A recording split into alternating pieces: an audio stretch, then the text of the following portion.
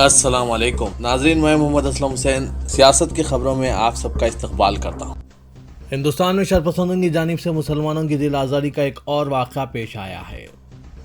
درجہ چہارم کی social science کی کتاب میں نبی کریم صلی اللہ علیہ وسلم کی خیالی تصویر شائع کر دی گئی ہے، جس کی وجہ سے مسلمانوں میں سخت غم و غصہ پایا جا رہا ہے۔ اطلاعات کے مطابق نئے تعلیمی سال کے درجہ چہارم کے کورس میں شامل سوشل سائنس کی کتاب کے صفحے نمبر 89 پر نبی آخر الزماں حضرت محمد صلی اللہ علیہ وسلم کی خیالی تصویر شائع کی گئی ہے۔ ممتاز دینی درسگاہ دارالعلوم دیوبند کے محترم مولانا مفتی ابو قاسم نعمانی نے اس سلسلے میں اپنی شدید ناراضگی کا اظہار کیا اور امن و امان برقرار رکھنے کی اپیل کرتے ہوئے کہا کہ تعلیمی اداروں پر امن اور آئینی طریقے سے دباؤ بنایا جائے کہ وہ اس کتاب کو نصاب میں شامل نہ کریں۔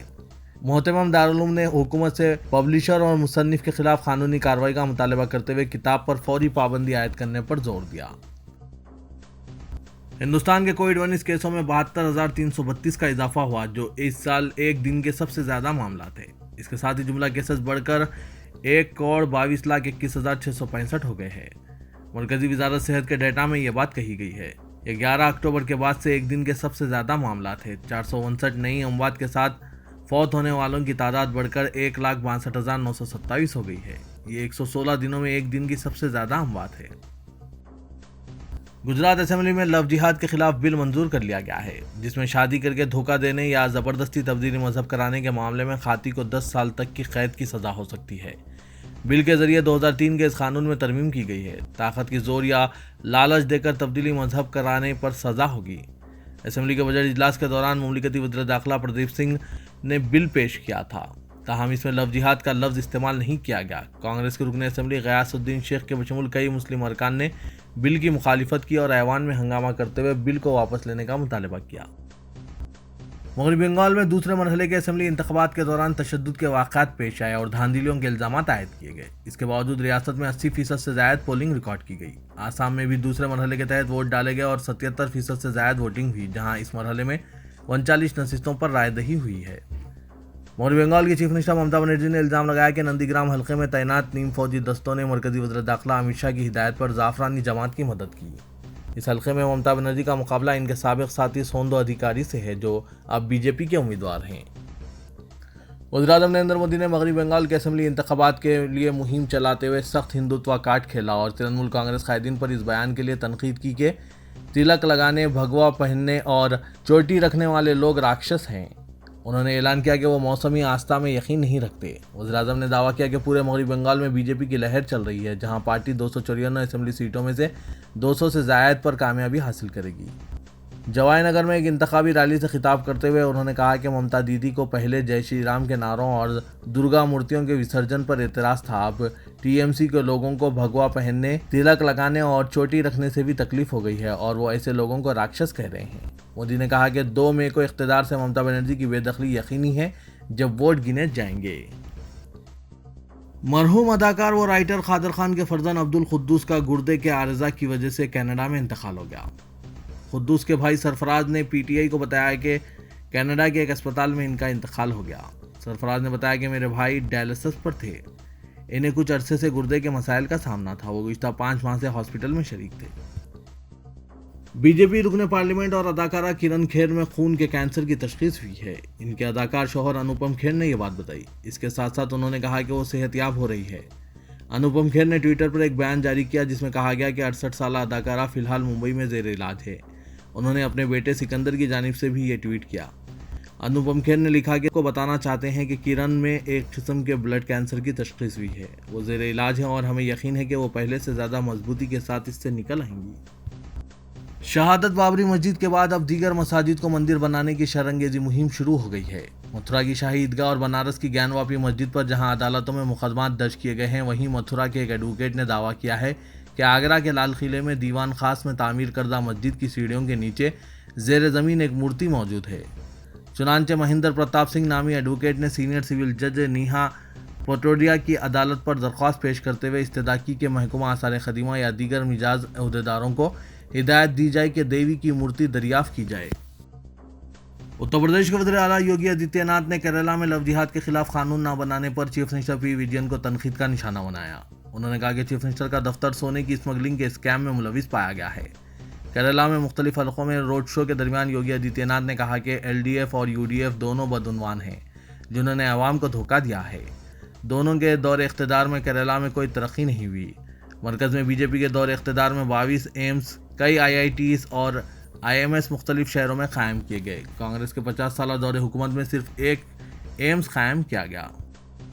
سپر اسٹار رجنی کانت کو باوقار دادا صاحب پھالکے ایوارڈ سے نوازا جائے گا۔ وزیر اطلاعات و نشریات پرکاش جاوڈیکر نے آج یہ اعلان کیا۔ تمل ناڈو میں 6 اپریل کو مقرر اسمبلی انتخابات سے قبل یہ اعلان کیا گیا ہے۔ 70 سالہ رجنی کانت کا اسی ریاست سے تعلق ہے اور ان کے یہاں بے شمار پرستار ہیں۔ ہندوستانی سینما میں کسی بھی فنکار کے لیے اعلیٰ ترین اعزاز سال 2019 کا دادا صاحب پھالکے ایوارڈ 3 مئی کو رجنی کانت کو پیش کیا جائے گا۔ وزیراعظم نریندر مودی نے رجنی کانت کو مبارکباد دی اور ہندوستانی سینما کے لیے ان کی خدمات کی ستائش کی۔ پاکستانی کابینہ نے اپنے موقف کو الٹتے ہوئے ہندوستان سے شکر اور کپاس درآمد کرنے کے لیے معاشی رابطہ کمیٹی کی سفارش مسترد کر دی ہے۔ 2 سینئر وزراء نے کہا ہے کہ جب تک جموں کشمیر کے خصوصی موقف کی منسوخی سے متعلق فیصلہ واپس نہیں لیا جاتا، نئی دہلی کے ساتھ معمول کے تعلقات قائم نہیں ہو سکتے۔ سعودی عرب میں وزارت حج و عمرہ نے کہا ہے کہ ابھی تک اندرون مملکت سے عمرہ زائرین کے لیے کورونا ویکسین کی شرط نہیں ہے۔ عاجل ویب سائٹ کے مطابق وزارت حج سے ایک زائرین نے استفسار کیا تھا کہ رمضان میں عمرے کے لیے کورونا ویکسین سرٹیفکیٹ ضروری ہوگا۔ کئی لوگ اس کا دعویٰ کر رہے ہیں، حقیقت کیا ہے؟ وزارت حج و عمرہ نے ٹویٹر پر استفسار کا جواب دیتے ہوئے کہا کہ اب تک عمرے کے لیے کورونا ویکسین کی شرط نہیں ہے۔ وزارت حج و عمرہ نے کہا کہ وزارت صحت کی ہدایت کے مطابق اندرون مملکت سے 18 سے 70 سال تک کی عمر کے لوگوں کو عمرے کی اجازت ہے۔ فرانس میں کورونا وائرس کے بڑھتے ہوئے کیسز کے پیش نظر 3 اپریل سے پابندیوں کو مزید سخت کرنے کا اعلان کیا گیا ہے۔ فرانس کے صدر ایمانوئل میکرون نے ٹیلی ویژن پر قوم سے خطاب کرتے ہوئے کہا کہ فی الحال کورونا سے متعلق پابندیاں 19 محکموں میں نافذ ہیں، جنہیں 3 اپریل سے 4 ہفتوں کے لیے پورے ملک بھر میں لاک ڈاؤن نافذ کر دیا جائے گا۔ اس پابندیوں کے تحت فرانس میں اسکولوں کو بھی بند کر دیا جائے گا۔ کورونا وائرس کے سدباب کے لیے فرانس کے متعدد علاقوں میں پہلے سے ہی پابندیاں عائد تھیں، جنہیں اب ملکی سطح پر نافذ کر دیا گیا ہے۔ تلنگانہ کے وزیر صحت اٹلا راجندر نے تلنگانہ میں دن بدن کورونا کے تیزی سے پھیلاؤ پر تشویش کا اظہار کیا اور کہا کہ ریاست پھر ایک بار نازک دور سے گزر رہی ہے۔ ایسے میں طبی عملے کو آرام کے بغیر بڑی حد تک اموات کی روک تھام کے لیے جنگی خطوط پر خدمات انجام دینا چاہیے۔ تلنگانہ میں کورونا کی دوسری لہر کے پیش نظر ریاستی وزیر صحت نے محکمہ صحت کے اعلیٰ عہدیداروں کے ساتھ ہنگامی اجلاس طلب کیا اور ریاست کی تازہ صورتحال پر تبادلہ خیال کیا۔ پہلے ریاست کے تمام ہاسپٹلز کے سپرنٹینڈنٹس کے ساتھ اٹلا راجندر نے ٹیلی کانفرنس کا اہتمام کیا۔ اجلاس میں health secretary Rizvi DME Ramesh ready بھی موجود تھے۔ وزیر صحت نے بتایا کہ ریاست میں کورونا کی وبا تیزی سے پھیل رہی ہے، لہٰذا ہاسپٹل میں تمام بنیادی سہولتوں کی فراہمی پر خصوصی توجہ دیں۔ تلنگانہ میں کورونا کے کیسز میں روزانہ تیزی سے اضافہ ہو رہا ہے۔ گزشتہ 24 گھنٹوں کے دوران ریاست میں 887 نئے کیسز درج کیے گئے، جو جاری سال کے دوران سب سے زیادہ کیسز ہے۔ اس کے علاوہ 4 اموات واقع ہوئی ہے، جو جنوری سے اب تک ایک دن میں سب سے زیادہ اموات ہے۔ گریٹر حیدرآباد کے حدود میں 201 نئے کیسز درج کیے گئے ہیں، جو گزشتہ 4 ماہ کے دوران ایک دن میں سب سے زیادہ کیسز ہے۔ محکمہ صحت نے کیسز کی تعداد میں تیزی کے رجحان پر تشویش کا اظہار کرتے ہوئے عوام کو اپنے طور پر چوکسی کا مشورہ دیا ہے۔ ایسا لگتا ہے کہ 1 اپریل کے دن سوشل میڈیا کے ذریعے اپریل فول منانے کے لیے بعض افراد نے تلنگانہ میں لاک ڈاؤن کا ایک فرضی جیو وائرل کر دیا، جس کے بعد عوام میں تشویش کی لہر دوڑ گئی۔ سوشل میڈیا بالخصوص واٹس ایپ اور فیس بک پر آج رات تیزی سے ایک جیو وائرل کر دیا گیا، جس میں یہ دعویٰ کیا گیا کہ ریاست تلنگانہ میں فوری اثر کے ساتھ شام 6 بجے سے صبح 8 بجے تک تجارتی ادارے اور دکانات بند رکھنے کے احکامات جاری کیے گئے اور یہ لاک ڈاؤن 30 اپریل تک جاری رہے گا۔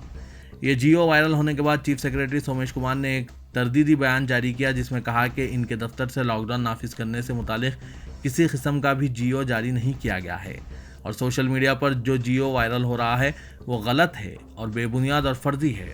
ذرائع نے بتایا کہ چیف سیکریٹری کے دفتر نے فرضی جیو سوشل میڈیا پر وائرل کرنے والوں کے خلاف کارروائی کرنے کے لیے سائبر کرائم پولیس کو حکم دیا ہے اور اس معاملے کی تحقیقات کی جا رہی ہے۔ BJP کے ریاستی صدر بنڈی سنجے کمار نے کہا کہ آج کئی کارکنوں کی قربانیوں کی وجہ سے BJP اس مقام پر پہنچی ہے۔ سنجے نے کہا کہ ہر کارکن اپنا مقصد حاصل کرنے کے لیے کام کرنا چاہیے۔ انہوں نے پارٹی کارکنوں پر زور دیا کہ وہ تلنگانہ میں مخالف عوام حکومت کو ختم کرنے کے لیے آنے والے 2023 کے انتخابات میں ریاست میں BJP کو اقتدار میں لانے کے لیے سخت محنت کریں۔ انہوں نے کہا کہ BJP کو ایسے کارکنوں کی ضرورت نہیں ہے جو پولیس اور گرفتاریوں سے ڈرتے ہیں۔ انہوں نے BJP کے دفتر میں منعقدہ BJYM کے ریاستی ایگزیکٹو اجلاس میں مہمان خصوصی کی حیثیت سے شرکت کرتے ہوئے یہ بات کہی ہے۔ بنڈی سنجے کمار نے کہا کہ اگر ہم گولکنڈہ قلعے پر نظر ڈالیں تو ہمیں اس پر زعفرانی جھنڈا لہراتے ہوئے دیکھنا چاہیے۔ تلنگانہ میں KCR فیملی نے شہداء کی قربانیوں کو نظر انداز کرتے ہوئے اپنی جیب بھرنے کا کام کیا ہے۔ صدر نشین تلنگانہ وقف بورڈ محمد سلیم نے آج درگاہ حضرت یوسفین رحمۃ اللہ علیہ کے احاطے میں آتش زدگی سے متاثر تاجرین سے ملاقات کی اور انہیں اندرون 2 دن متبادل جگہ فراہم کرنے کا تیقن دیا۔ حالیہ دنوں میں آتش زدگی کے واقعے میں تقریباً 20 دکانات کو نقصان پہنچا تھا۔ یہ دکانات درگاہ شریف سے متصل قبرستان میں قائم کی گئی تھی اور کئی دکانات کے تحت قبور موجود تھے۔ گریٹر حیدرآباد میونسپل کارپوریشن نے کووڈ-19 کی دوسری لہر کے دوران کورونا کیسز میں اضافے کے پیش نظر عوام کو احتیاطی اقدامات کرنے کے لیے رہنمانہ خطوط جاری کیے ہیں۔ اپنے جاری کردہ احکام کے مطابق تمام ایڈیشنل کمشنر، زونل اور ڈپٹی کمشنرز اور دیگر عہدیداروں کو ہدایت دی گئی ہے کہ وہ دفاتر کے علاوہ تمام عوامی مقامات پر ماسک کے استعمال کو یقینی بنائیں اور عوامی مقامات پر 2 گز کی دوری برقرار رکھیں۔ دفاتر آنے والے افراد کو دفتر میں آنے سے روکیں۔ عوامی مقامات پر تھوکنے والوں کے خلاف قواعد کے مطابق جرمانہ عائد کریں۔ عوامی مقامات اور دفاتر کے داخلہ گیٹ پر اسکریننگ ٹیسٹ اور سینیٹائزرز کا اہتمام کریں۔ دفاتر کے دروازوں، گیٹس، فرنیچر اور دیگر اشیاء پر سینیٹائزر رکھیں۔ لفٹ کا استعمال کم سے کم کریں۔ ایئر کنڈیشنز اور ایئر کولرز کا استعمال بھی کم سے کم کیا جائے۔